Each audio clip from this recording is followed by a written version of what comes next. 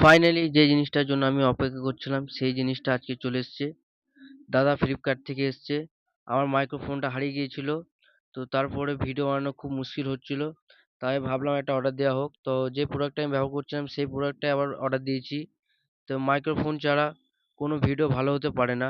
যদি কোনোদিন বাইকে বা গাড়িতে ট্রাভেল করো তো মাইক্রোফোন ছাড়া ভিডিও বানানোই যাবে না।